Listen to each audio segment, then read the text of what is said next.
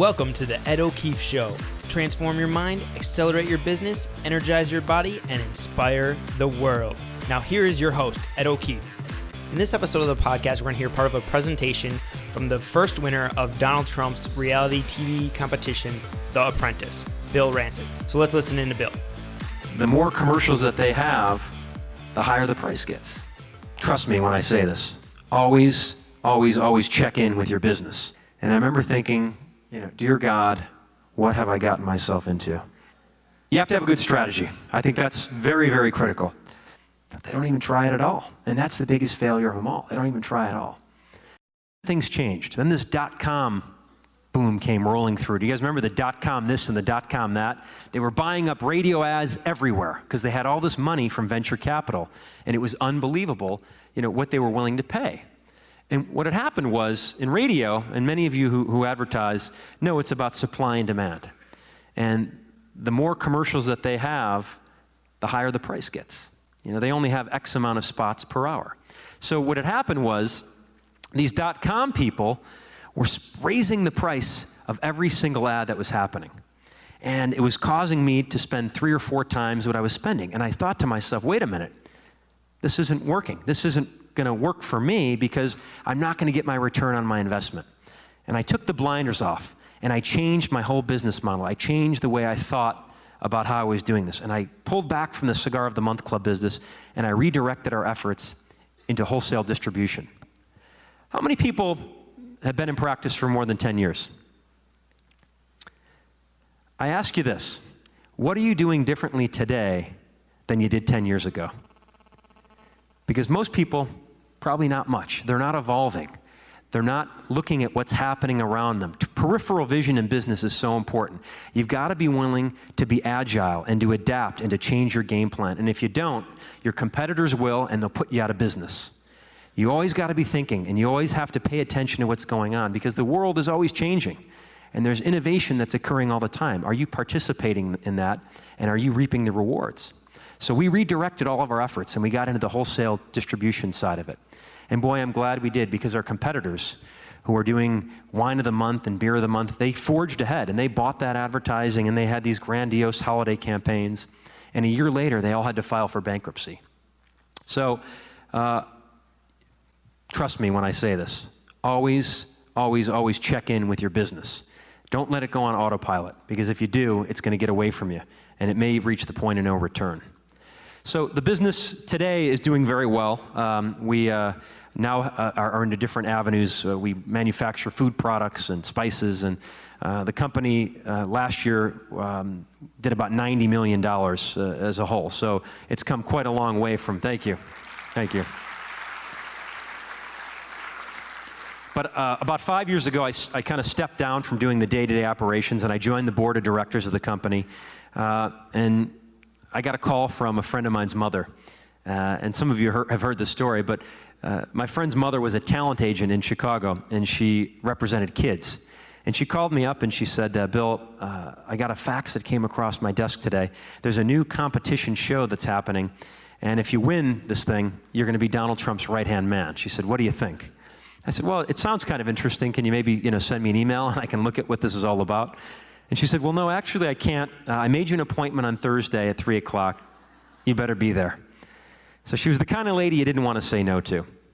So I go to this meeting and I meet with these producers and they explain the concept of this show, how there's going to be, new business that started each week and there's a winning team and there's a losing team. And, you guys know someone gets fired.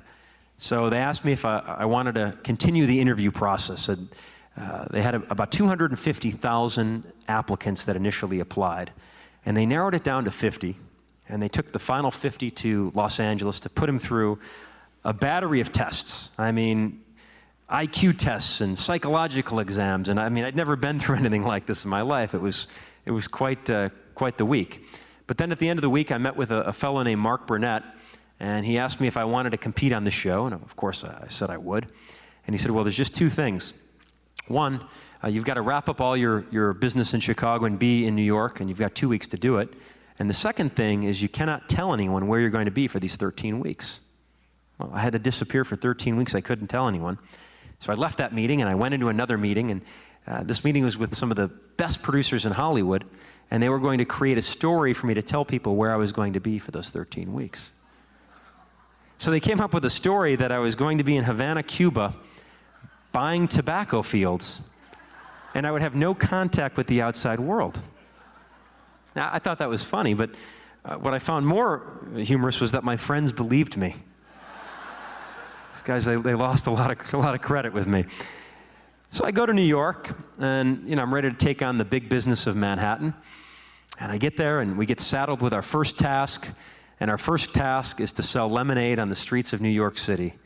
And I remember thinking, dear God, what have I gotten myself into?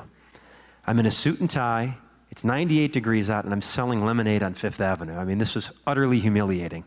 Not to mention we lost that first task. But then the tasks got larger and larger and larger. And before I knew it, I looked to my left and I looked to my right, and there was only one other guy still standing there.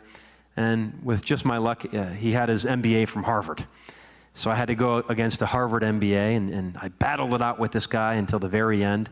And then in front of, I think it was like 35 million people on live national television, Trump gave me the nod. He told me I was hired. It was quite an exciting night. It was, a long process to get there. But it was short-lived because I got whisked away, and I had to go on a 2-week tour of the talk shows. Jay Leno and Larry King and Ellen and The View twice and the Today Show 3 times. I mean, you name it, I had to go through that whole process. Where were those people 14 years ago when I was stuck doing the Danny Bonaducci program? But I got back here to Chicago, and I was sitting on my couch in my family room, and boy, I hadn't had any peace or quiet in months. Because it was such a grueling process. And I hadn't had a good night's sleep. I mean, the whole competition thing, you averaged about 2 hours of sleep a night, and you had no days off, maybe 3. I mean, it wore you down. But I remember sitting there, and I remember thinking, why did I win? What separated me from the pack of all these people? And I think one thing is I had a good strategy. How many people in their practice have a strategy for what they're going to do for the 2009 calendar year? Okay, maybe 5% of the room. Strategy is very important, and I had an overwhelming goal here. I had to compete for 13 weeks. I had to start 13 different businesses, and I had to work with people that I probably ordinarily wouldn't work with. But it was a big challenge that I was faced with. So I used a strategy that marathon runners use. Has anyone in the room ever run a marathon? Okay, few. Well, a marathon is 26.2 miles. And when a marathon runner starts that race, his goal is to cross that 26.2 mile marker. But in order to get there, he sets little goals for himself along the way. And he knows he has to get to mile 5.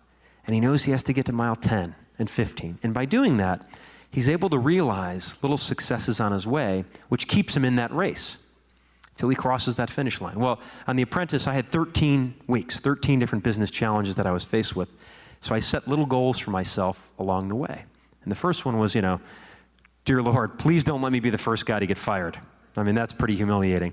The first guy who got fired, incidentally, was a doctor, and he had his MBA from Columbia. I mean, the guy was a genius. And he gets fired. I'll give you a little sidebar story. I know this isn't going to help you make money, but it's funny. He gets fired, and when you get fired, you are immediately taken to a hotel and sequestered that first season, because this show was huge, and no one, they didn't want the order of firing to get out because it would ruin, the whole process, and people wouldn't need to tune in. So this guy gets sequestered. He's an MD and an MBA, and he's stuck in this hotel room for, 9 weeks. He couldn't leave. His apartment was 3 blocks away, right? So yeah, don't feel that bad for him, because about the 3rd day he realized that he could sign anything he wanted to the hotel room, and NBC was going to pick up the tab. He had the finest wine collection in that room that money can buy. He had a manicure and a masseuse come up every day, right? When he checked out of his hotel, his incidental expenses, I think, were in the neighborhood of $38,000. So he had a little fun. Anyway, getting back to business. You have to have a good strategy. I think that's very, very critical. A couple other things, though, that I think are important, and especially in a practice. One, there's a term called practical execution. So many people, boy, they talk a great game, and they're going to make $1 million doing this, and they're going to grow their practice by doing that. But 99% of those people, it's just talk.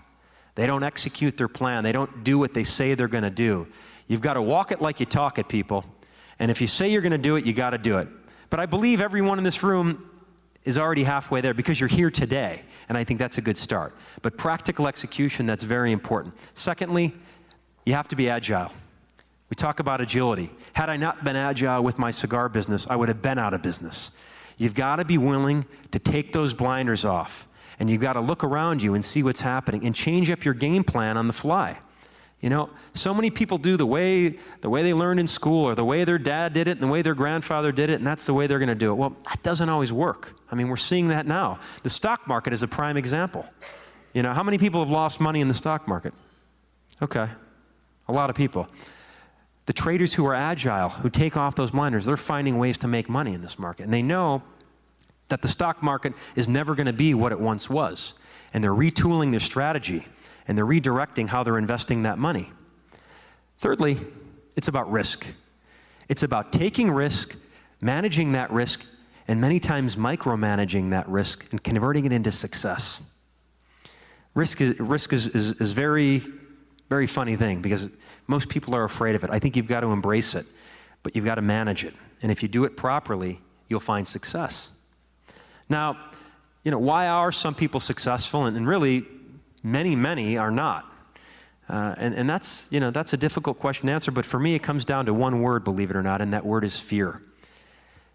When we're born into this world, we're only born with two fears, the fear of falling and the fear of loud noises. And so many people are afraid to fail, or they're afraid what their friends or family are going to think, or they're afraid to try something new, that they don't even try it at all. And that's the biggest failure of them all. They don't even try at all. Now, I got hired on with Trump, and boy, I was scared. I thought I've got to spend the next year of my life working with this guy. It was pretty scary, but 1 year turned into 2, and 2 turned into 3. And I got the opportunity to not only spend time with him, but I got to spend some time with Ted Turner and Mark Cuban, who I've known over the years. And I love to people watch. Any people watchers in the room? You can learn so much from watching people, I'll tell you. And I've watched these guys, and although their personalities are so different, they all have very similar traits and very similar ways that they do business. And one thing is these guys are all good decision makers. It may seem very simple to you, but most people have a very difficult time making decisions, and making decisions quickly, educated decisions, because they analyze too much, analysis paralysis, and they miss out on opportunity. Secondly, they have good relationships. They have good relationships with the people that work with them and work for them, and they have good relationships in the community. What are you doing to strengthen your relationships in the community? I think you have to ask yourself that question, because as a dentist and with a dental practice, that's your lifeline. And if you don't have those relationships, you're not going to find the level of success that you could. And these guys all have fantastic relationships in their community. Thirdly, and probably one of the most important things, is they're all creative. And most people think in order to be successful in business, you've got to just be a good numbers guy. You can hire someone to do your numbers. You've got to find creative solutions to your problems. You've got to be willing to go buy those Coke bottle glasses and paste that note on there and do things that your competition isn't willing to do, to get your name out there, to be number one in the community. And these guys all have it. So I've seen the best of the best as far as entrepreneurs. And as Ed mentioned, I recently finished filming a show called We Mean Business for A&E. And I got the opportunity to see the worst of the worst. And these entrepreneurs, I go into these small businesses that are failing, and I gut them. It's like extreme home makeover, but for small businesses. And I go in there, and I see these people. In almost every one of these businesses, they all have the same flaws. First and foremost, I guess I did almost 10 of these businesses. Not one of them had goals. No one has goals. How can you not have goals set for yourself? That's like getting in the car and driving and not knowing where you're going to go. You're going to drive around and around and around. You're not going to get anywhere. How many people have goals set? That's great. Okay, good. No goals. Awful. Secondly, these people, they go into work every day and they don't make the best use of their time. They're killing time. And they don't realize that they're only hurting themselves. You've got to manage your time properly. And you've got to make sure if you're going to work for 8 hours a day, if you're going to work for 10 hours a day, that you're making the best use out of that time. You've got to really squeeze every hour. And you've got to track what you're doing at work. What did I do from 9 to 10, 10 to 11? And when you do that, I make these entrepreneurs do that. They see exactly how much time they're wasting. And they're surprised when they look at that journal at the end of the week, how little they actually did. It's amazing. You've got to make yourself a journal and track even a quarter hour, a quarter of your day. And you'll see exactly what's getting done. And I think thirdly, they give up too easily. These people, they reach a roadblock and they throw their arms up in the air and they give up. And the thing I've learned from Trump and these other guys is they have that never quit attitude. They fight and they're willing to go in the side door if the front door is locked or the back door. They find ways to reach their objectives and they don't give up. And so many entrepreneurs, they think it's going to be a difficult road and they throw their arms up and they give up. And you can't do that. Now, you guys are all here because you want change, because you want to make your practice better, because you want to be more successful at what you're doing. And I think that's spectacular. And you're probably going to be doing things a little differently, and you're going to be an innovator. And the one thing that I've noticed about innovators, and it happened to me when I was coming up with these different businesses along my journey, is that there's always been people around who told me I couldn't do it. There's always been those people around me who felt the need to pull me down in order to build themselves up, and I'm sure you're going to encounter that. Those owners of that metals company that laughed at me. I ran into them, I guess it's been almost 2 years now, and at a fundraiser, and they came running up to me and they said, "Bill, we knew you were going to be successful." I said, "No, you didn't." But you can't give up. So I want to leave you with this because, change is not easy. Change is scary. And you cannot be afraid to leave your comfort zone. Because the minute you can leave your comfort zone, the minute you're going to be closer to reaching your full potential.